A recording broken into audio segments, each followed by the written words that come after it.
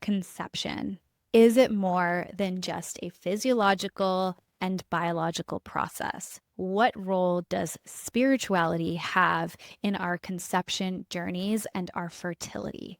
If you are a woman like me who has been struggling on your fertility journey, if you're curious in understanding the ways that faith, unconditional love, surrender, and ancestral trauma can play a role in your conception journey, this episode is for you.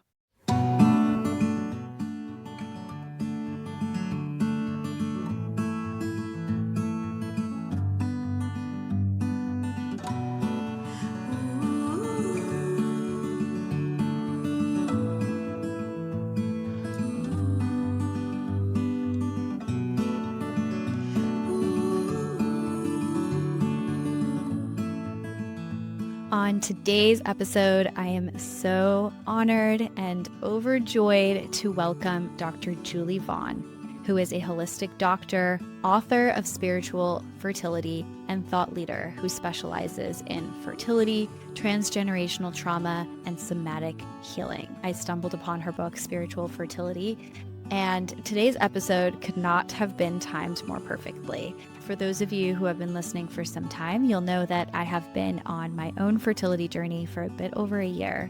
And even though I've been a practicing student of Buddhism, a meditator, and I've done so much work to really release the controlling, yang, dominant, Capricorn, perfectionist side of me, it has been coming out aggressively during this process. At first, what felt like a very easeful journey has now turned into a very rigid, controlling, detailed experience. Everything from the doctor's visits where I get stats and data updates and analyses of my physiology to my own experiences at home where I'm measuring my urine on a test with an app that tells me every single hormone that is present in my urine that day. I feel like this conception journey has manifested into an exercise of control, when what I really need is a bit more surrender. We just wrapped our conversation and we covered so much. We talked about why fertility and conception is not just a physical process. It is a spiritual and emotional process. We talked about the importance of cross-generational trauma and how it could be a block to conception and how to work through healing that.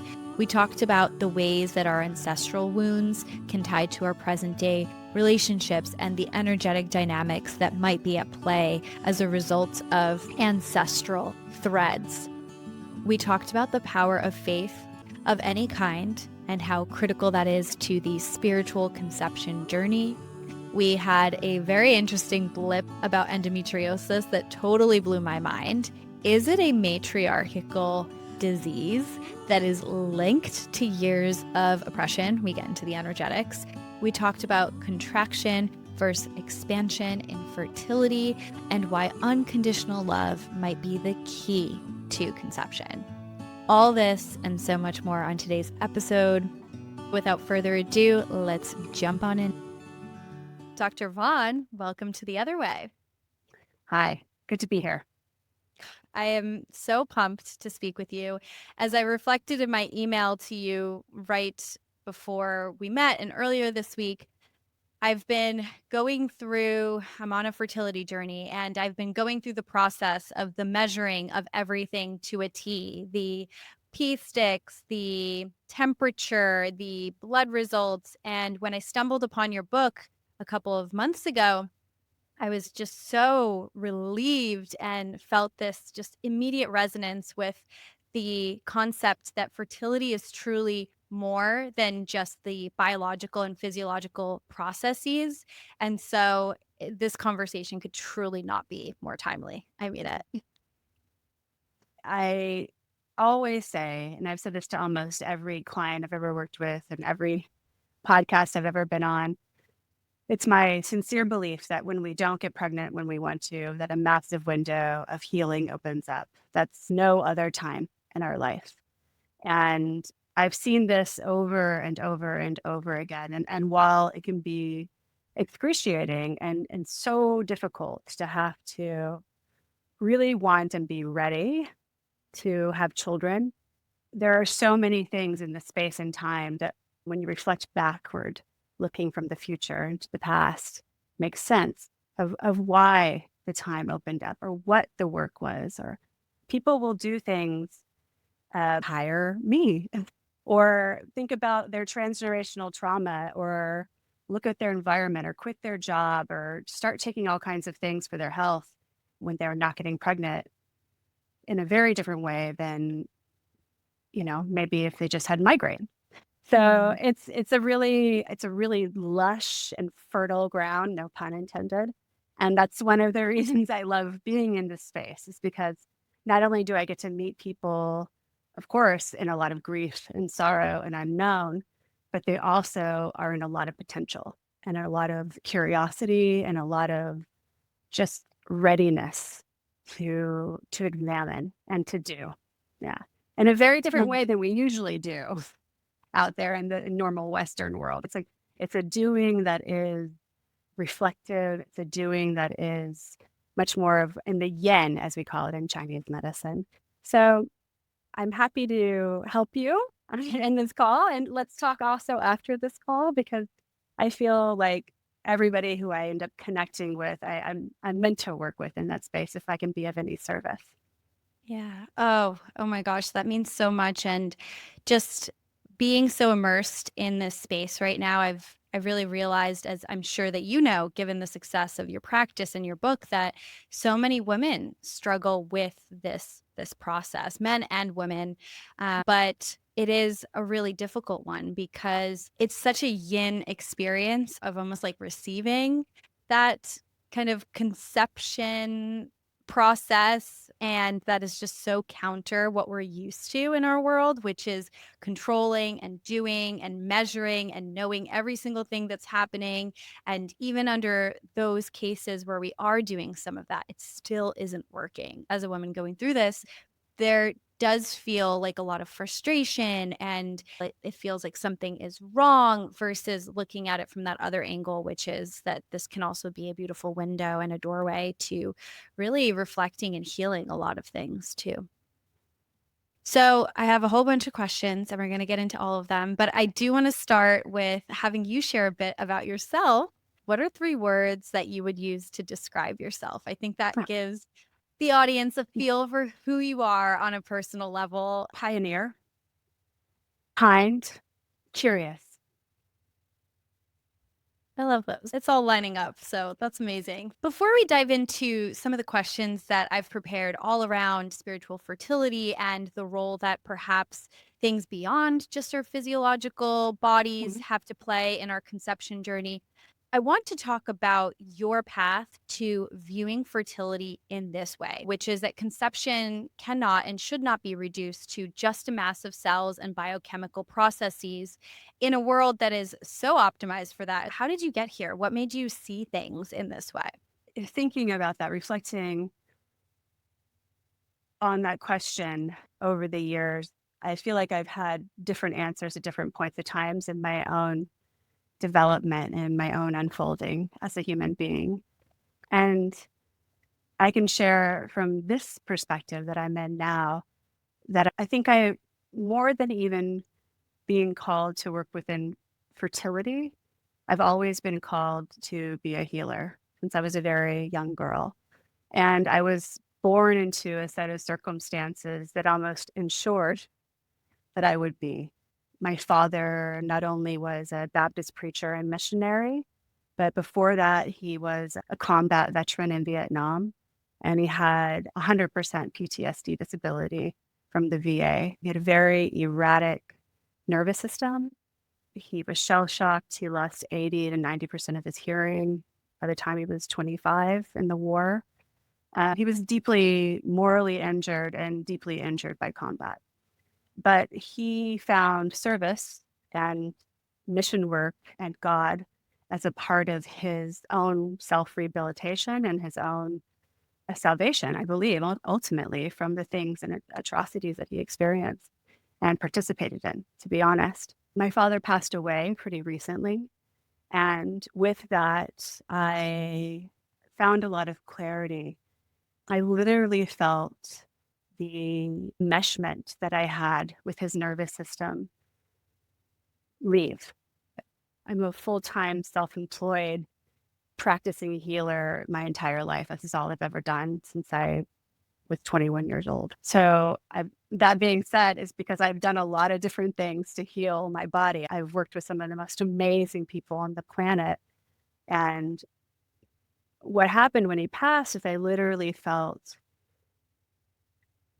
a space within my own vigilance and nervous system change.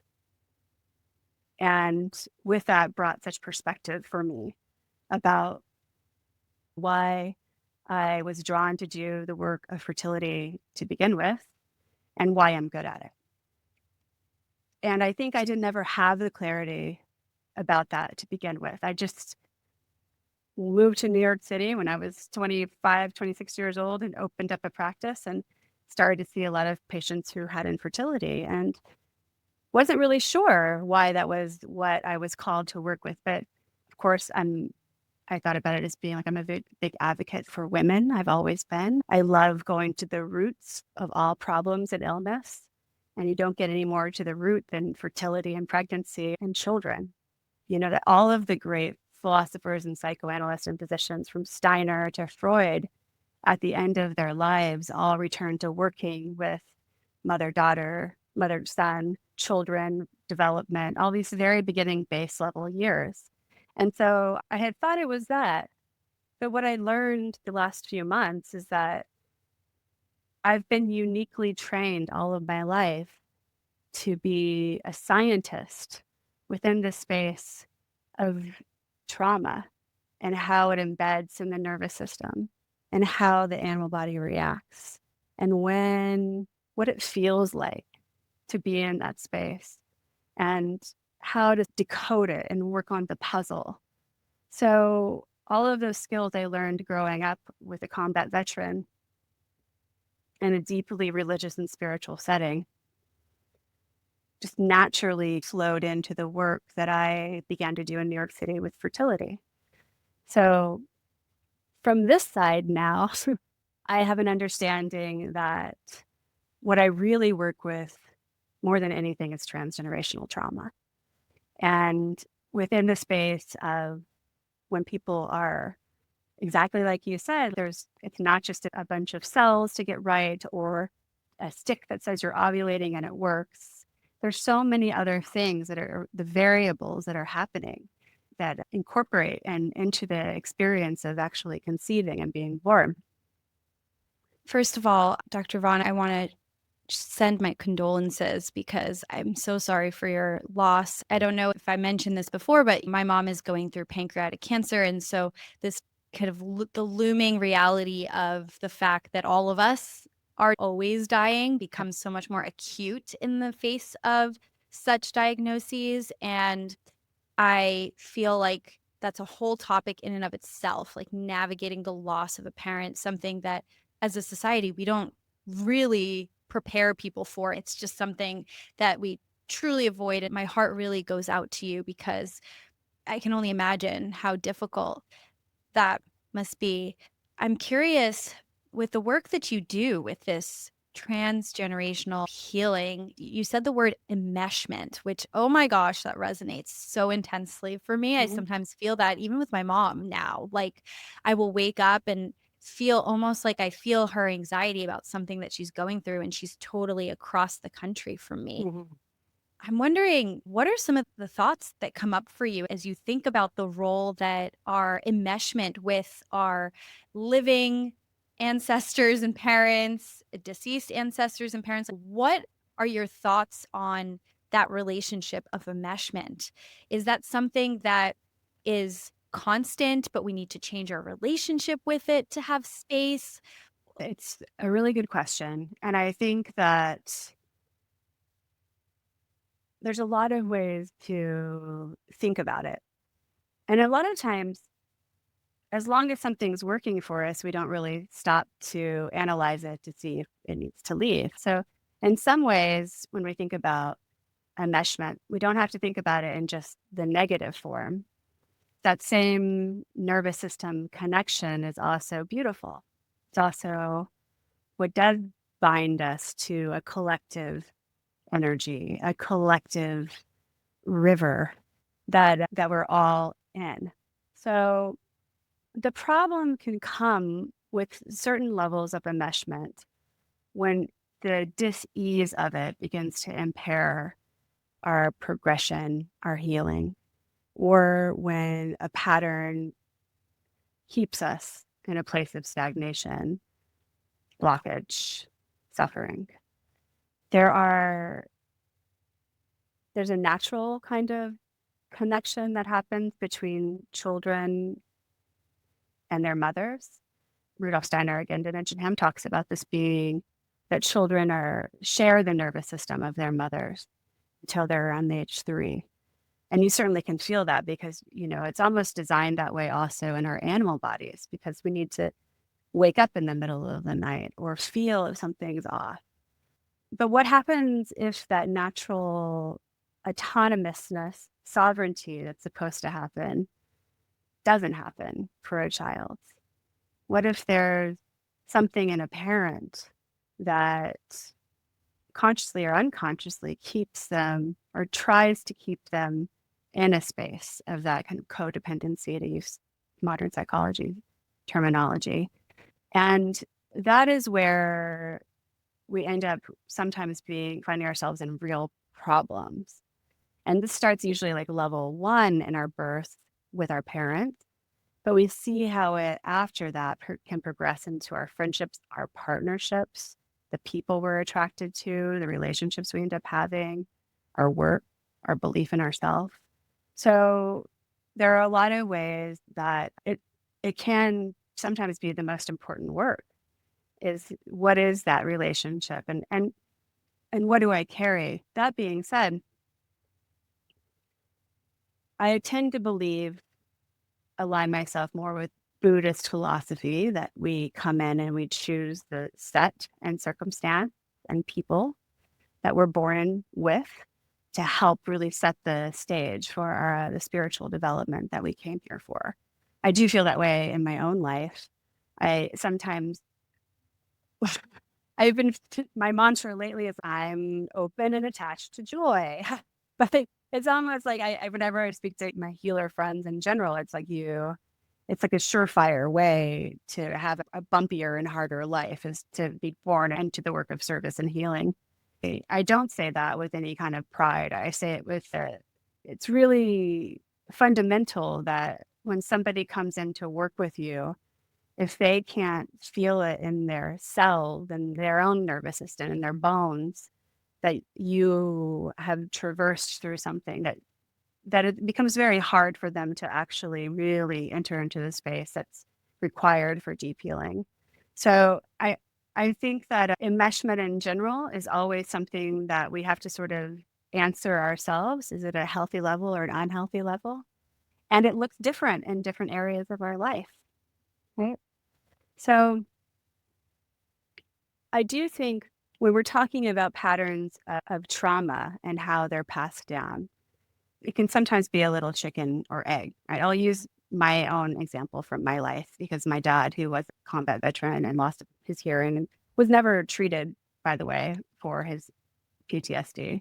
His third child by quite a long time. My parents had me when my brother and sister were already like 9 and 10 years older than I was. So I spent a lot of time alone with him. And I also was born with some pretty terrible asthma. I was actually born also with needing ear tubes put into my ears. Very similar to my father in that sense. I look more like him than my brother and sister do. I have a lot more of the sort of trait from his side of the family, who were they're all writers and they were all self-employed and they all lived like in the wilds of West Texas and were just had a lot of endurance and a lot of inability to be in the normal system. So I think that when we think about like the trauma piece and was it more of the impacts of what was lingering in him and his nervous system that I took on, that I was enmeshed with?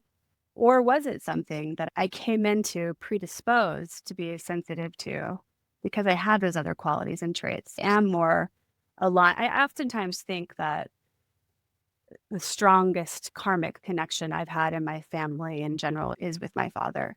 And this last life was a very difficult life. We had a very difficult relationship together. But I also can see how, if there is such a thing, that in our life, we could have a very different one. So I many ways to look at it. And this speaks to the concept that you talk about in your book, which is energy before matter. That when we think about preparation, what are the remnants, the energetic remnants that are embedded in, let's say, your father's nervous system that ended up being passed down? There's this element of how can we energetically prepare, not just physically prepare.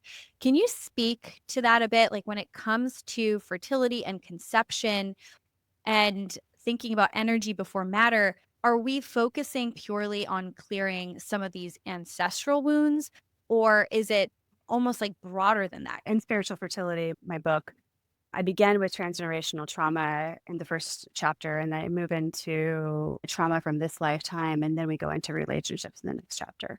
So there is a sort of natural progression that happens that is almost, I believe, and this is not, I think this would be common across any doctor or therapist you worked with, that the more original birth trauma, the more original set of traumas that a person is born into, from poverty to the myriad of other things that can happen with the impacts of war, that's setting a person up to experience subsequent traumas at a higher rate than those who are born into a secure attachment, a secure place, secure home. That being said,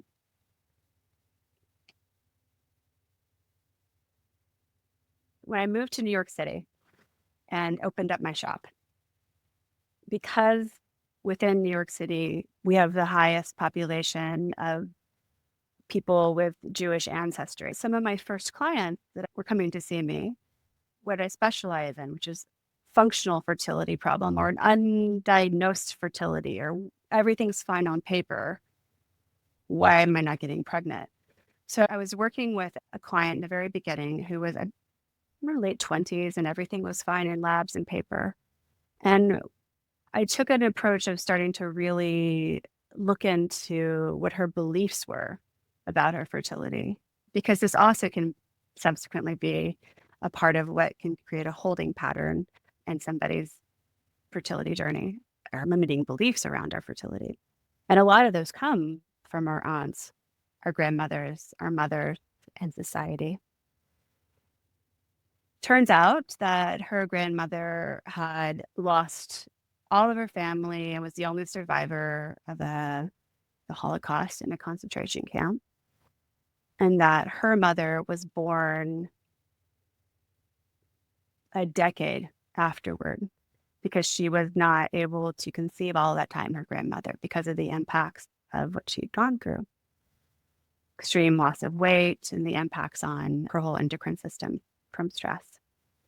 So as we started to determine, wow, like not only do you know these stories, and maybe this had some kind of influence on what you believe to be true about your own fertility, but we know more than I knew 20 years ago when I started practicing about epigenetic and DNA and translocation and all the things that can happen with exposure to extreme stress, inflammation, traumas, all these things that happen. We know that when you're making a lot of stress hormones, that all your other hormones, sex hormones, and everything else end up not being able to balance or produce in the same way. And of course, if there is a long-term chronic condition of this, it's going to subsequently impact the epigenetics that are passed down. So you can almost think about it on every level. You can think about it from the narrative level. You can think about it from the biological level. What I care about the most within my work with spiritual fertility, and I really clearly state this, like, you do not have to believe in a deity, a God, a reason for this place. One thing that does happen when we work within the space of spirit and God is that we tend to take some of the pressure off of the individual and have a bit more of a concept of something else greater that is behind the scenes or working that we're a part of. And I talk about this in my book as being contraction versus expansion. And the practices and exercises in my book are supportive of helping practice that. What happens when we are really in a state of long-term contraction is that our animal body, which is the root of where reproduction comes from. Like, of course, when somebody says, I want to have a baby, I'm ready, a lot of times in the Western world, that's because well, and also I should mention that for the first time in the history of our animal bodies, the last couple of decades, we've been able to control that in a sense with birth control, terminations, all the other ways that we have had more access to contraception and more involvement in a world where we check boxes off. I do this, I do that. Now I can have it. Now I'm ready. I want to have all of this ready and then I can do it. For many of my clients, it's like the first time they experience not just being able to work really hard to get something that they want, because that tended to be what America in the 21st century has taught them they can do. And that also then is a good example of what happens when we stay in a sort of contracted space and this opportunity happens to look at a bigger picture. Back in the days of yesterday, when we were like down by the river in our cool camps and we were like in tribes and clans and we were tied into the universe and we didn't have like electricity, but we had rituals and we had seasons and we had spring and we had the moon. If we were living in a sense where all our bodies were healthy and good, and we were like, it's the spring equinox, and we're about to have this amazing festival where many times before we'd all around that time conceived, and it was a time of harvest and things were safe and secure. If suddenly out of nowhere, a huge bear or a lion walks through the camp or the village, right? And it's circling and it's around. Your animal body, my animal body, all our animal bodies would be like, for the security and safety of my pregnancy and my future offspring, why don't I just wait till next month to conceive? Why don't I just, or maybe the month after, like when this lion and its threat is gone? Because the vigilance that happens with that circling threat is enough to keep adrenaline, cortisol, all our stress hormones up and vigilant. And when we're making stress hormones, we're not making sex hormones. So you'll hear that a lot in the functional fertility world. But it's true. And it's like, how do we then, in the modern world, and this is what spiritual fertility does, is I suggest practices to, even though there's some vigilant things about, even though there's a lot of things that keep our animal body like alert, how do we begin to turn that off and practice coming back into a place of expansion and just more balance in general within our hormonal body, our endocrine system? Well, I do believe there are a lot of very mystical and spiritual aspects of fertility and conception. They're also, at the end of the day, we're dealing with flesh and blood in our animal bodies. So it's an interesting place where the two kind of come together and converge. Yeah, I think it's so powerful to hear you talk about this because I can hear you describing so many aspects of the factors that influence our fertility. So, on one hand, we have the physical body, which might be contracted because there's a real lion or a fire drill at work every single day that's happening. And that is present to our current experience. That's like the first arrow in Buddhism. But then there are those hidden beliefs that might have been passed down through conversations with your mother, your aunt, your family about what conception looks like, and also the embedded in our DNA trauma from past, from our ancestors, from our mothers or grandmothers. Like in the case of the client that you were working with, her historical trauma of the Holocaust, how that is embedded in her, especially as a woman. When she is within her mother's womb, all of her eggs are formed. And so that ends up being passed down. And so there's the physiological stuff that could affect us in our day to day that could raise the tension and the stress. And then there are the beliefs and the thoughts that also we know now raise the tension and the stress. And then there could be the things that are passed down that can raise that tension and stress. And so it really feels like a multifaceted cocktail, while in the West, traditionally, we are purely focused on just the physiological.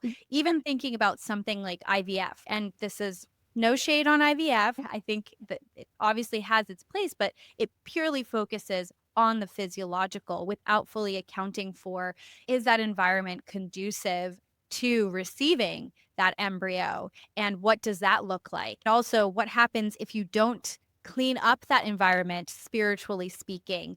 Then it just continues the cycle for the next generation. Yeah, I mean, it can, most certainly. And I don't want any of your listeners to hear that and then be like, that puts another level of contraction or vigilance into their That's fertility exactly what journeys. I was going to Right. ask. I was going Yeah. to ask that, which is, so if that is the case, and I think Mhm. about myself too, and I think about my mother and like her experience birthing me, if that is the case and we've had all of this trauma, like how do we navigate that vigilance that you're talking about? Mhm. Because that does add a layer of stress. Absolutely. I actually really, I think that ultimately all healing is about self-advocacy.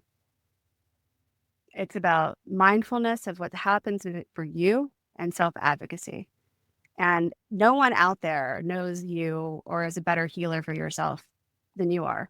I'm so anti-guru. I always have been, because the best healers and doctors in the world are the ones who support what you feel, what you're feeling is true, what's happening with your intuition, where you're led, and make space for that.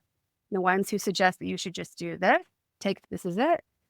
Yeah. A lot of people work in the space of spirit babies and an energetic sensitivity. I am blessed with that gift. I have a capacity to really feel that. I don't know what it is. It's an intuitive, creative thing. I liken it a lot to like cooking. Like I also like to cook. And if you came and sat down in my kitchen, I would just kind of feel like I would know what to make you and put it down in front of me. So earlier on in my practice, people would really pursue me for this or want to work with me. And at one point, I just said, this is when I really started to think about writing the book. I was like, I don't think it's helpful to just tell somebody, well, you've got this spirit attached to you. I see a daughter. Sometimes that can be the piece that puts you into expansion. That is the final shoe that drops in order for everything to come into alignment. But for many people, and the idea that somebody else has access to that and they don't, it's just one piece. They haven't traversed the territory to get there yet. And it can just continue to add to contraction, to add more stress. To answer your question, the two things that I believe are the most important within fertility are working on healing to the best of your ability trauma. And that's not like a complete switch. That's just like curiosity, presence, working on and healing to the best of your ability trauma, and unconditional love. Unconditional love is the piece where I feel many people drop off. It's a place where it becomes obvious where our own attachments and fears are dominating the openness to what it is to conceive and bring a child into this world, which is that it is of you, you know, but we really are shepherds of souls, and children aren't ours. People aren't ours. The unconditional love piece is very important when we start to think about like timing and patience and acceptance of the journey that we're on. And sometimes that unconditional love is really reflective of a lack of kind of self-compassion that we have. The shame and guilt comes in, and it starts to put us into a place of doubling down on ourselves and being insecure and looking for more answers from other people or doctors. And so it's like the unconditional love piece, I think, can end up working in a lot of different ways within this space. And I do feel like it's a challenging practice, but so is parenthood. Right. When you say unconditional love, are you also referring to unconditional love for any experience that's coming up? We might feel not so much love to the fact that the baby hasn't come through yet, or not so much love for my endometriosis, right? So is it an element of having love for the journey and the process as well? And does that then also link to some sort of faith? And I don't mean like religious faith unless that, but just that element of surrender and being like, all right, I'm just going to offer love to this experience and I'm not going to try to hold on to it so much. Those are great questions. And I think it probably ends up resonating with different people in different ways. A lot of people find different reflections within that. What is unconditional love in this space? And it is another cue that sometimes can spark conversations that help us understand some patterns that we're in that are keeping us in a vigilant state, right? That little piece that needs to click down. Endometriosis is a very fascinating subject as well, which to me almost always implies a matriarchal lineage of trauma. When the estrus is so dominant and strong, but also inside, internalized instead of externalized where it wants to be. It's like how many generations of oppression and repression was that in order to physiologically be in your body now? That's why we can't just be like, we're going to sweep out endometriosis now and your daughter will never have any. That's not realistic. There's also a lineage there. There's shadow and light in everything. So it's not about figuring out how to remove it all so it doesn't go forward. We don't want to do that. We just have to figure out, like, from the very beginning of this conversation, like what is working for us with it and what's not. And that's very relevant at different periods of times in our life too. And I think another way to think about unconditional love is I find that over the years working with people, when we think about getting pregnant or conceiving, we think about it very much from this side, like ship side or land side of, well, we want this, we're ready, I want this, I'm ready, let's do it. And it's already a sort of dance with the soul, your future children. But we oftentimes forget that we're already dancing, communicating with something that's not here. And so we don't factor that in to the way we work it's like if we were having a party on Friday and I was inviting like everybody who I entirely loved in the universe, there was going to be amazing food and music and just like the bomb. And I called you up and I was like, I'm having this party. I'd like you to come. It's going to start at 7. I need you to be there at 7:00. If you're not there at 7, I'm going to call you, or maybe I don't even really want you to come if you're not there when I ask you to be. Versus I'm having this party. It's going to be amazing. Come whenever you want. Like, you're welcome. The door's open. That's the unconditional piece of love that I'm talking about. Is like, how can we genuinely remove our stipulations and offer up that come whenever you want. Oh my God, that's huge.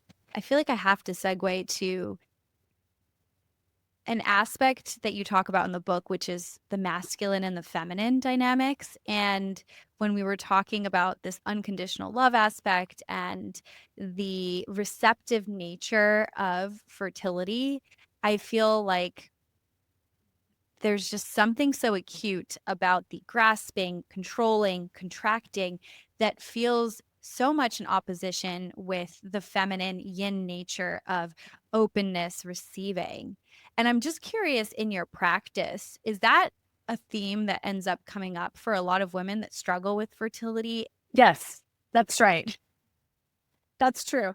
And I have a dear friend, Shanti Zimmerman, who you would love, who teaches boundaries. She's the best person on the planet that teaches boundaries. She teaches a course called Clarity of Boundaries.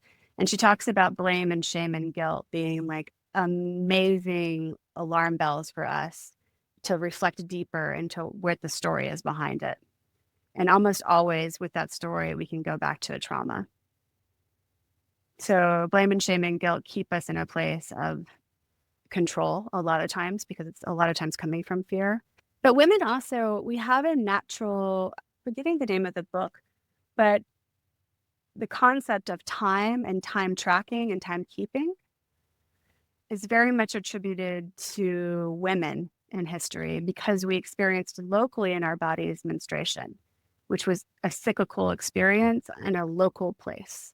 So we had the biology and evolutionary biology that came with that, that gave us the ability to look into the future, to start counting and looking and planning into the future, and also with gestation and child raising. But we physiologically have a relationship to time that's different than masculine dominant men. And there's also a sense in which it can just go haywire within us too. I teach a lot of practices that are really simple in your day-to-day life, following things that make you feel expansive versus things that make you feel contracted. In my book, I have a story of a client I worked with years ago who came to me in a very deep fertility crisis and ended up doing IVF. And I helped her find a lot of pieces that really helped her with that first healthy pregnancy, which was, of all the things a lot of people do, acupuncture, herbs, therapy, somatic work, et cetera, et cetera. It was great. It was a wonderful experience for her. 3 years later, she came back to me and said, I, for her trying to conceive her second child with IVF, I'm doing everything exactly the same as I did before, and nothing's working. And I was like, run it through your golden passport. How are you feeling after you leave acupuncture? How are you feeling after you work with that doctor? She's contracted, but I should do it, right? Because that's what worked before. And I was like, not really. We don't what if the core and point of all of this stuff is to help put your animal body into a place of regulation, which is what all those things help do a lot of times, but they don't always. So I was like, what would make you feel expansive? She said, I'd rather spend that time on the beach with my daughter. Give that a try. That's what worked. Blowing my mind right now. You're totally blowing my mind. You're blowing my mind. That's it. Oh my God. Everything about what you're saying right now just resonates so deeply. And I feel like you verbalized this thing that's been percolating in my mind. This whole period of conception feels like this liminal space of in between, which personally I struggle with. I know a lot of people feel uncomfortable in between spaces, but then there is just this aspect of really truly needing to surrender. And yet we're told, air quotes, by a lot of practitioners that this is the way you conceive, and do this and don't do that, and eliminate this and restrict that, and do exactly X, Y, and Z. And what you just said right now with the whole contraction versus expansion, that just totally blew my mind. That is the theme that I think is so present for so many women all of our lives. We are dieting, we are ignoring our physical cues, we are overworking, burning out, and then we try to apply the same method to conceiving. And it doesn't work that way. There are things beyond us. Yeah. That's right. Wow. That's right. Wow. So huge. Dr. Vaughn, I would love to chat with you for hours, but I know we have a hard stop and we are almost at time. So I would just love for you to share, where can people find you? I'm going to link everything in the show notes. Yes. You can be found at drjulievaughn.com. My book you can get that there or on Amazon or various booksellers. I also did a first test run of it this last year where I'm training people, practitioners, in my method of spiritual fertility. So that course level 1 is going to be out in a month or two out. And so is my spiritual fertility coursework in general. So there's a lot of new things coming down the chute for everyone. I also still do one-on-one work with clients. I also see people in person in New York City. I maintain a clinical practice, which I will do until I am in the ground. I love working on people in person, in the flesh. My one-on-one sessions, though, I work with people around the world, and sometimes just one consult is all it takes to help. But I pour everything I have into that session to really help people where they're at. Amazing. Dr. Vaughn, thank you so, so much for joining us today. Thank you. Thank you so much for tuning into The Other Way. If you enjoyed this episode, please leave a 5-star review. It really helps the podcast grow, and I'm ever so grateful. If you want to stay connected, you can find information on how in our show notes. And finally, if you're curious about inflow and want free resources around cyclical living or moon cycles, check out inflowplanner.com. And of course, for all my listeners, you can use the code podcast10 for 10% off any purchase. All right, that's all for today. See you next time.